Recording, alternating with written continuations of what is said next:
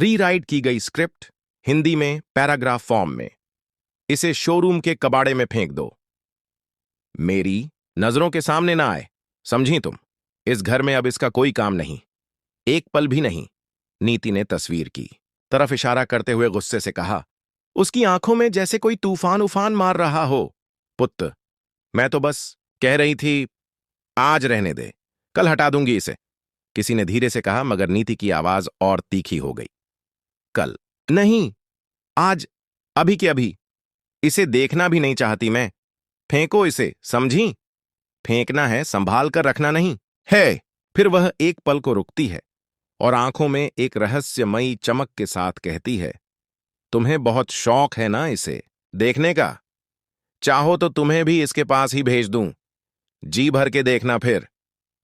माहौल अचानक भारी हो जाता है, जैसे दीवारों ने भी सांसें रोक ली हों।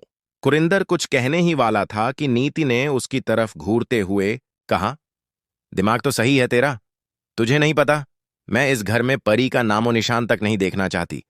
क्या कहा तूने? बेबी? ओह, मैं तो भूल ही गई, तू तो बस यूं ही बोलता है, कुछ सोच समझ के नहीं। 20 साल हो गए, नीति चीखी। 20 साल, और फिर भी तुम सबकी हरकतें नहीं बदली। तुम जानते हो ना मुझे उससे कितनी नफरत है, और अब भी उतनी ही शिकायत है।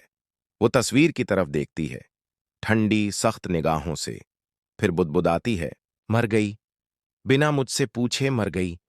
इसे तड़पा तड़पा कर मारना था मुझे, मेरे हाथों से। इसे दिखाना था कि जिसने मेरे पति को छीनने की हिम्मत की, वो कभी सुकून की मौत नहीं मर सकती।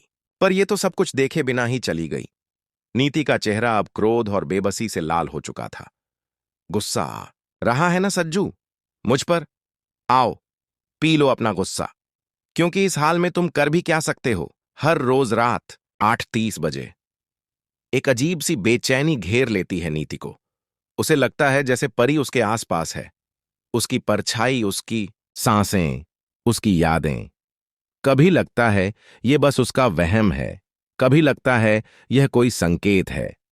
क्या परी लौट आई है? पर अब असली खेल शुरू होगा जब प्रीत खुद नीति के सामने खड़ी होगी।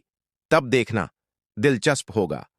क्या नीति उसे पहचान पाएगी, या फिर प्रीत की आंखों में झांक कर उसे खुद का अतीत दिखेगा?